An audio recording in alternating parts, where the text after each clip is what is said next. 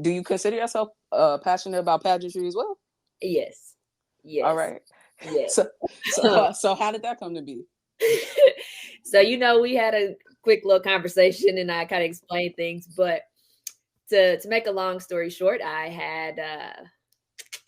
had some very humbling experiences during my collegiate years Uh-huh. where I was doing a pageant as a freshman and was booed off the stage because of where I'm from. And, it's just like, oh, all right, Yeah.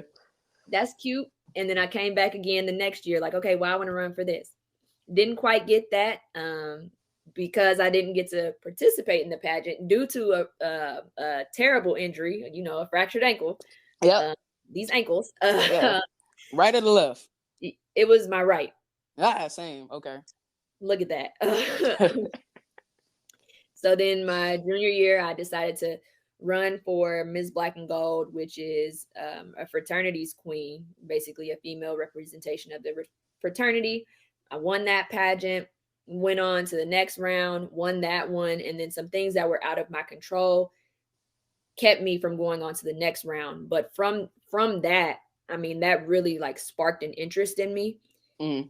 And once I graduated, I'm like, yo, I don't think that I'm ever going to be able to do this again. But then I have a friend named Lucy. She was competing for Miss New Jersey USA, and I'm like, hey, I like that. Let's dig into it. Let's see what that's about. And so I applied, and they said yeah. And then from there, it was like, oh shoot, we're really doing this. And then after the pageant happened, the first time that I competed, I was so pageant struck that I was on this determination. I don't know what word I want to use, but I was on this path Yeah. of I gotta compete again. I gotta compete again.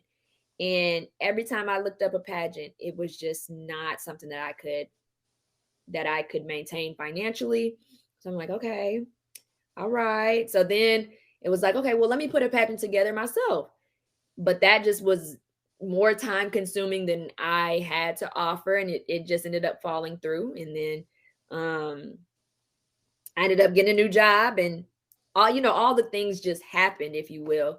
Mm-hmm. And I mean, in the mix of all the things happening, I was able to do some smaller variations of pageantry with the young ladies that I work with and did um did a fashion show with them. So, that was close enough, if you will. And then, I mean, when I found out that I could compete again, it was on and popping from there. So, I mean, it's just it's like a bug. Like I got bit by it, and I can't let it go. Yeah. Yeah. Something that, like, as I'm listening to you talk, it's almost like, no matter what, it's almost like I'm getting fearless vibes from you. Do you consider yourself fearless? Yeah, actually, I do. I do. I'm very into trying new things, and if it doesn't go the way I want it to the first time, I'll probably try it again. And if it still don't go the way I want it to, there's a chance that I might try a third time. But fearlessness, yes.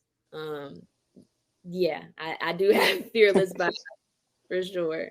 Yeah. So, like, what do you say to, like, other people, right, who want to put their foot out there, right? Or say they've tried something and it didn't necessarily go the way that they want to go, or they have something that they want to do, but they're a little bit apprehensive about it. Like, what do you say to people like that? Like, you know what I'm saying? How do you think you could help inspire someone who wants to go out there but is just unsure? I'm with you. So I have a background in marriage and family therapy. I got 33 credits secured under my belt in grad school. So I have a little bit of a therapist mindset, if you will. So generally, when young people come to me and they're like, "Yo, Miss Key or whatever they refer to me as," I'm scared to do this. I generally sit down with them and ask them why. Like, what are you scared of? Tell me what it is that you're really scared of. It is it scared of the act of doing it, or are you scared of rejection? Are you scared of potential abandonment? Like, what is it that you're really scared of? And once I know that, then I'm able to, I don't know, just run the path with them, walk the path with them. And within the last 48 hours, I'll say, people have been telling me, Key, give yourself permission to walk in your authority.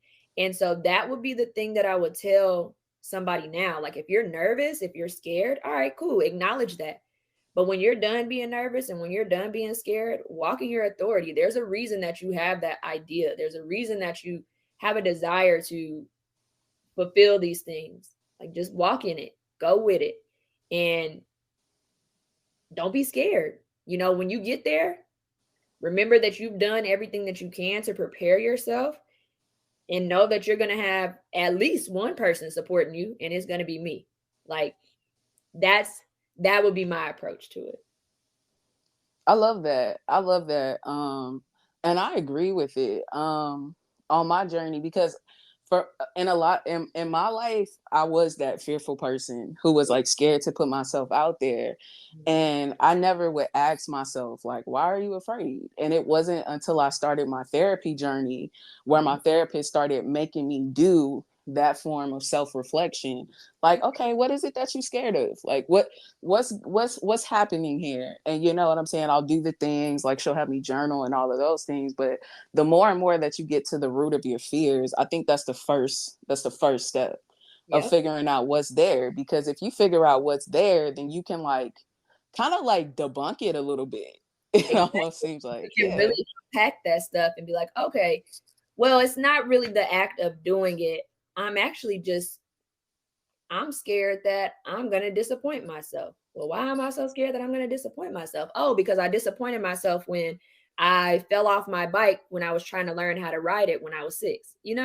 Like, just being able to tap in with those things just makes things so much clearer and makes it a little less stressful, because now you figured out, okay, now I know what the root of it is. yeah, Maybe I should heal that 6-year-old so that yeah. this 26-year-old can do what she needs to do. You know what I'm saying? Yeah, absolutely. Absolutely. My dad, I get a little person, like I like telling my story in this Yeah. podcast, if you can't tell, but like my dad has brought it up before when he comes on a podcast. And like when I started going to therapy, one of my, I guess I don't really know how to word it, but like one of my most impactful moments to my psyche growing up was something that happened when I was 4. Mhm. Like my parents put me in kinder gym, like little baby gymnastics or whatever. Okay. And I could do everything just fine except for this one thing. And it was like a crab walk. And Okay. essentially like you on your back and you gotta like walk backwards or Yeah. something crazy like that. And I couldn't do it. It was the one thing in kinder gym that I could not do. And like I would just try and try and try and try and try. I just never gave up. So, the recital comes and I do everything, and then that one part comes, and then all of the kids go, and then they cross their little finish line, and it's just me going in circles, just not giving up, just Yeah. just just going in circles. And they eventually come over and they were like, Marissa, you did great, but stop. You did good, but stop. We got to finish this. We can't be here all night. Like, and I walked away from that like, like, see, this is what happens when you try. So I'm Oh, gonna just stop. Like, yeah. like Yeah. I embarrass myself. It's just like maybe I'm not good and maybe I'm not as good as the other kids. Maybe I lack me. You know what I'm saying? Like you walk away thinking negatively of yourself. And Mhm. then as later when I'm like 29, see, I held on to that psyche since I was 4. Yeah. And then and then we get to 2028 and I'm in therapy and we start unpacking that thought, and then it flips, and then I start thinking about it and it's just like, hold on, wait, actually I was very determined. Like I wasn't about to stop. Like that says more about my character than the quote unquote failure. Mhm. It you does. know yeah. And and my dad later came on, and when I told him about it, he was like disappointed, but like disappointed in the sense of like, dang, how did I not know that happened to you and impacted you that way? But like also like that was my proudest moment of Oh, you, because I saw it, and then it also inspired me to never quit. I love it. you I love know and he Yeah, he was like, you were four. You was like, you're four, and you're inspiring me. You know what I'm saying? And it's just like you don't think about things that way, but it takes you going back to that thing and Mhm. really unpacking it to find what's really there. You know Mhm. what I'm saying? You could be walking away with something even more impactful. Oh yeah. Oh yeah. I'm with you 100. 100 Uh, on that. For yeah, real. yeah.